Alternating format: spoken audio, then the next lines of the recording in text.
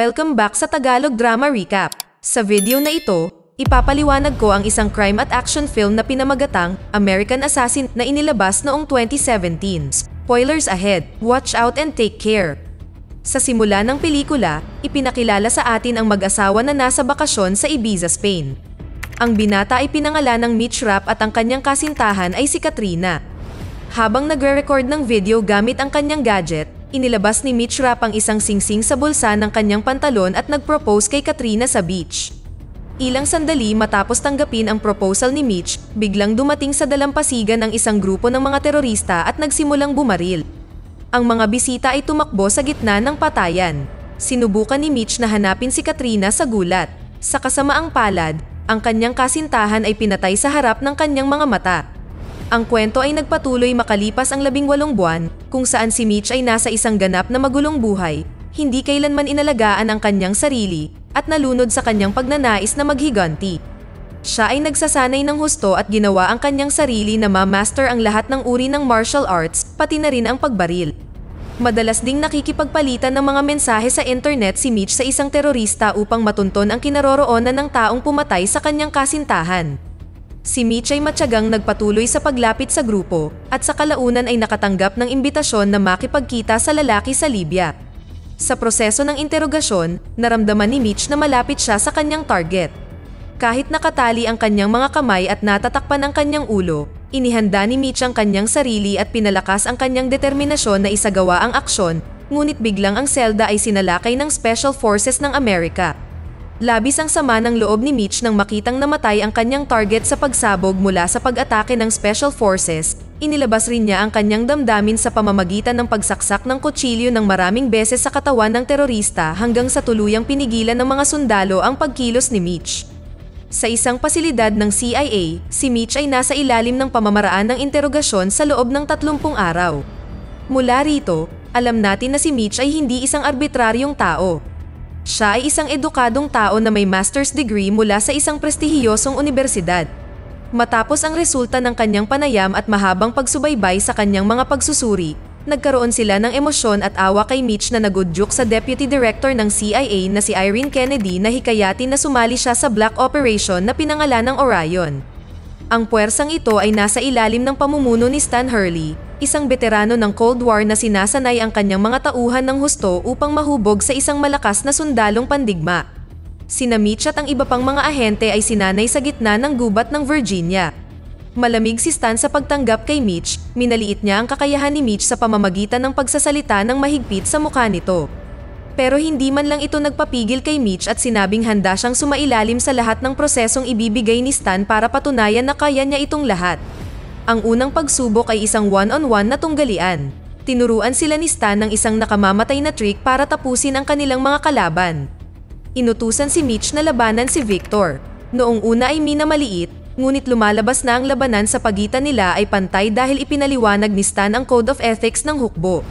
Sa isa pang pagsubok, sinubukan ni Stan na paglaruan ang mga iniisip at emosyon ni Mitch sa pamamagitan ng pagpapakita ng mga larawan ng mga taong kinaiinisan niya sa isang shooting simulation gamit ang artificial intelligence.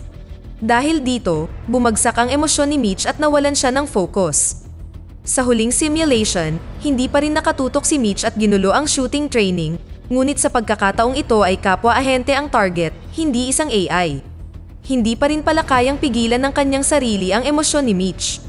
Samantala, ang balita sa intelligence network ay nagpapakita na ang 15 kilo ng plutonium, na isang material na ginagamit sa mga sandatang nuclear, ay ninakaw mula sa isang pasilidad ng nuclear sa Russia.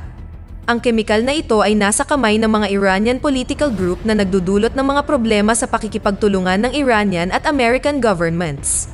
Samantala, sa Poland, nagkaroon ng shootout at kaguluhan sa isang palengke habang ang bentahan ng plutonium ay nagaganap sa isang van.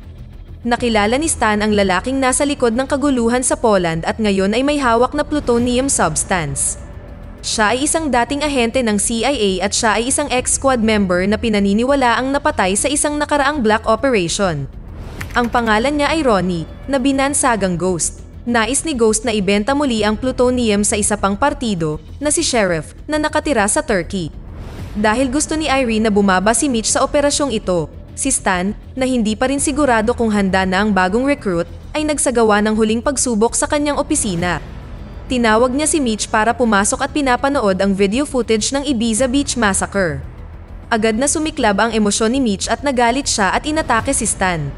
Ngunit madaling hinarap ni Stan si Mitch at sinabihan siyang huwag idamay ang emosyon sa kanyang mga kilos. Pinakamabuting huwag magpadalos-dalos. Si Stan, Mitch, at Victor ay lumipad patungong Istanbul upang pigilan si Ghost na bumili at magbenta ng plutonium. Ang aksyon, sa pagkakataong ito ay tinulungan ni Annika, isang Turkish intelligence agent, at ng kanyang koponan. Ang plano ay tambangan si Sheriff bago niya magawang makipagkita kay Ghost para sa kanilang plutonium deal. Nagsimula silang gumawa ng maghanap sa mga lansangan. Magkasamang nakaupo sina Mitch at Annika sa isang kafe upang subaybayan ang sitwasyon, habang si Stan ay nagbanta sa mga security guard at si Victor ay nasa posisyon na. Nang maramdamang ligtas na, pumasok si Mitch sa kafe kasama si Victor na pumasok mula sa kabilang pinto. Pero nasa kafe din pala si Ronnie the Ghost at nakitang may kausap sa bar table. Napansin ni Ghost ang presensya ni Victor at mabilis na itinusok ang kutsilyo sa tiyan nito.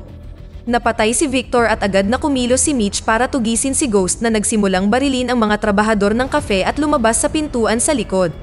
Tinawag ni Stan ang operasyon, ngunit tinanggihan ni Mitch ang mga tagubilin ng kapitan. Sinubukan ni Mitch na pumuslit sa apartment ni Sheriff ngunit kailangan niyang dumaan sa ilang aso sa parking lot bago siya tuluyang nakapasok sa apartment at mapatay si Sheriff. Umalis si Mitch sa lugar dala ang laptop ni Sheriff. Pagkatapos ay pinagalitan ni Stan si Mitch dahil sa hindi pagsunod sa kanya, ngunit may dahilan si Mitch na kinumpleto lang niya ang misyon na nakatalaga sa kanya.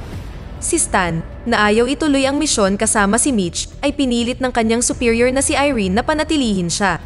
Mula sa laptop ni Sheriff, natuklasan ang daloy ng mga pondo sa isang bangko sa Roma na nagpalipad sa kanila sa Italy.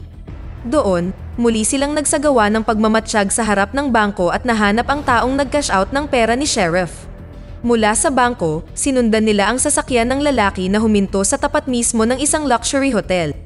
Pagkatapos ay nag-book si Annika ng isang kwarto sa tabi ng lalaki na isang physicist. Habang hinihintay ang sitwasyon mula sa loob ng silid, sinubukan ni Annika na intindihin ang nararamdaman ni Mitch, ngunit bigla silang inatake ni Ghost at ng kanyang hukbo. Tinakat ni Ghost si Mitch at tinanong ang kinaroroonan ni Stan na agad namang gumapang sa kwarto. Ngunit sa kasamaang palad, muling nakatakas si Ronnie the Ghost sa pamamagitan ng pagtalon sa bintana. Matagumpay na nadakip ang physicist, dinala nila siya sa isang ligtas na lokasyon. Itinago ni Stan ang lalaki sa trunk ng kotse at doon mismo siya inusisa habang binubuhusan ng gasolina ang katawan ng kanyang bihag habang nagtatanong tungkol sa taong nasa likod ng plano ng pagbuo ng nuclear bomb. Nagsimulang magsindi ng sigarilyo si Stan at sa wakas ay ibinigay ng physicist ang pangalan na walang iba kundi si Ronnie. Sa silid ng hotel, sinubukan ni Annika na gamutin ang mga sugat sa katawan ni Mitch habang pilit itong pinapakalma. Naghinala si Mitch nang banggitin ni Annika si Ghost na target nila. Dahil hindi binanggit ni Mitch ang pangalang iyon sa harap ni Annika. Pagkatapos ay humingi si Mitch ng paliwanag at pinaghinalaang si Annika ay isang double agent para sa Iranian intelligence.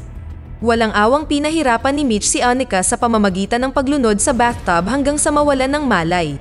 Nagkaproblema sa pagkuha ng impormasyon mula kay Annika, sinubukan ni Stan na lapitan ang tiyuhin ni Annika, na sa hindi inaasahang pagkakataon ay matalik niyang kaibigan. Ang taong ito ay mukhang opisyal ng bansang Iran. Nalaman ni Stan ang plano ni General Rostami na mag-assemble ng nuclear bomb. Bago pa niya masabi ang lahat, ang tiyuhin ni Annika ay binaril ni Ghost gamit ang isang sniper rifle. Dumating si Irene kasama ang dalawang ahente ng Mossad para dalhin si Annika. Naguguluhan pa si Mitch tungkol sa pagkakakilanlan ni Ghost nang mabalitaan niyang binaril ang tiyuhin ni Annika at kinuha ni Ghost si Stan. Sa pag-aalala sa kalagayan ni Stan, desperadong kinuha ni Mitch ang kotse at binangga ito sa isa pang sasakyan na lulan si Annika. Matapos iligtas si Annika, nagtulungan silang hanapin si Stan, na tila bihag ni Ghost, na naglalabas ng kanyang galit tungkol sa kanilang nakaraan. Sinisisi ni Ghost si Stan sa pagkabigo ng dati nilang misyon na naging dahilan ng pagkakakidnap at pagpapahirap kay Ghost. Ngunit sinisisi rin ni Stan si Ronnie dahil sa hindi pagsunod sa utos ng kanyang superior.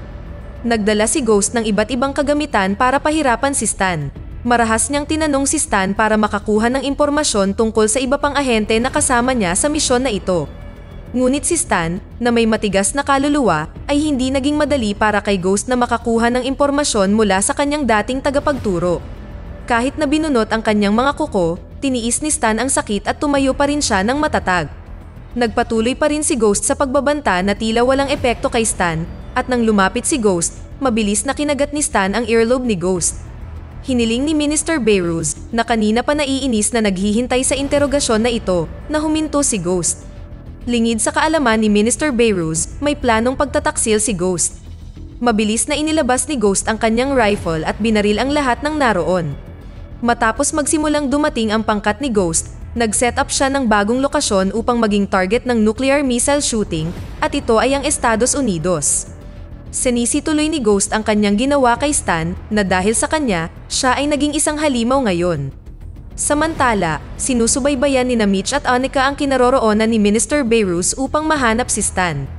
Upang mas mabilis na marating ang lokasyon, gumawa si Mitch ng hindi pangkaraniwang trick sa pagnanakaw ng sasakyan. Sa kabutihang palad, walang buto ang nabali. Minaneho ng mabilis ni Mitch at Annika ang ninakaw na sasakyan papunta sa lokasyon na natuntun nila. Sa daan, sinimulan ni Annika na sabihin sa kanya ang tungkol sa mga plano ng Iran na magsisimula ng nuclear war at inakusahan si General Rostemi at Minister Behruz ang may pakana sa pagpatay sa kanyang tiyuhin, kapatid, at ama. Matapos ang ilang oras na paghahanap, sa wakas ay nahanap na rin nila ang lokasyon. Ang lugar ay sarado mula sa mga satellite network at koneksyon sa internet, kahit na ito ay matatagpuan sa isang bukas na lugar. Sinundan nila ang dalawang lalaki na pumasok sa isang lagusan. Dahil hindi makalusot sa nakapadlock na bakod, ibinigay ni Mitch ang kanyang baril kay Annika na sinabihan na tumuloy sa hallway, habang umakyat ito sa tubo para magtago sa 3 gwardya na naglalakad patungo sa kanya. Bagamat bumaba siya pagkalampas ng 3 gwardya, lumabas siya at pinaandar ang kanyang sasakyan sa lugar at nabangga ang 3 armadong lalaki. Nagpatuloy ang sasakyan hanggang sa hindi na ito makausad. Pilit na pinalabas ng sasakyan si Mitch at tumakbo palayo bago sumabog ang sasakyan. Pagkatapos ay natagpuan ni Annika si Ghost at ang kanyang grupo na abala sa pag-install ng mga missile. Sa hindi inaasahang pagkakataon, nakita ni Annika si Minister Behruz na nakahandusay na sa sahig na puno ng dugo. Hiniling ni Minister Behruz kay Annika na patawarin siya, ngunit nabulag ng paghihiganti ang kanyang mga mata at binaril siya ni Annika. Nabulaga sa putok ng baril si Ghost at ang kanyang team, kaya mabilis silang umalis dala ang nuclear bomb at iniwan si Stan mag-isa.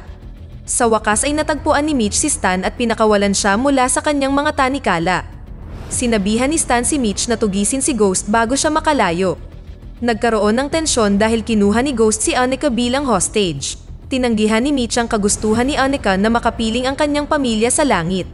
Mali ang inakala ni Ghost na gusto ni Annika na manatiling buhay pero kabaligtaran pala ang gusto niya. Kahit na pinigilan ni Mitch si Annika na agawin ang baril sa kamay ni Ghost para barilin ang sarili, huli na ang lahat, pinili ni Annika na tapusin ang sarili niyang buhay, at natahimik lang si Mitch.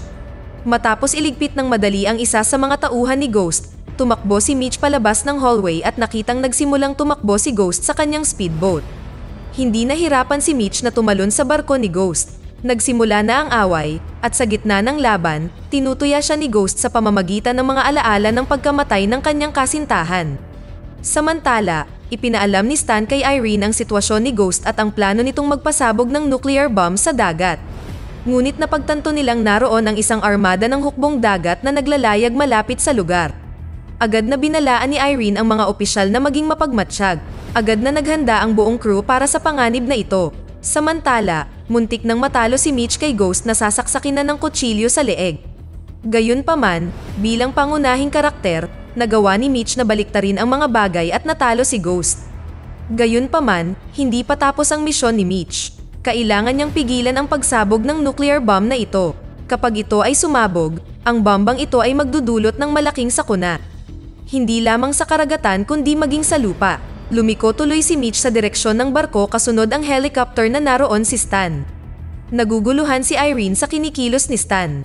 Samantala, nakahanda naman ang Marine Fleet na magpaputok ng mga kanyan sa barko. Pagkatapos ay inutusan ni Stan si Mitch na ihagis ang bomba sa dagat, at pagkatapos na ihagis sa dagat ay sinabihan ni Irene ang Marine Fleet na i-delay ang kanilang putok. Pagkatapos ay itinali ni Mitch ang kanyang katawan sa isang lubid na nagmula sa helicopter at hinila pataas. Kaagad pagkatapos maabot ang tuktok, inutusan ni Stan ang piloto na umalis sa lugar bago ang pagsabog ng bomba. Lahat ng nasa control room ay naghihintay sa mangyayaring pagsabog at sa wakas, sumabog ang nuclear bomb mula sa gitna ng dagat. Sa kalaunan, ang epekto ng pagsabog ay humupa. Siniguro ni Irene na ligtas ang lahat, lalo na si Mitch.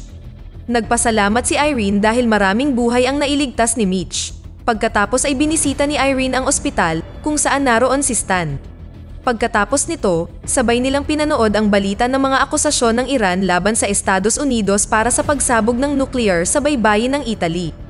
Isang bagay ang napagtanto ni na Irene at Stan habang si General Rostemi, nakatatapos lang ng kanyang talumpati, ay pumasok sa elevator kung saan nakita natin si Mitch sa kanyang likuran.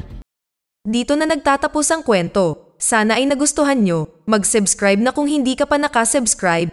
Pindutin na rin ang notification bell at like button upang matulungan ang channel, and leave a comment down below. And as always, thank you for watching.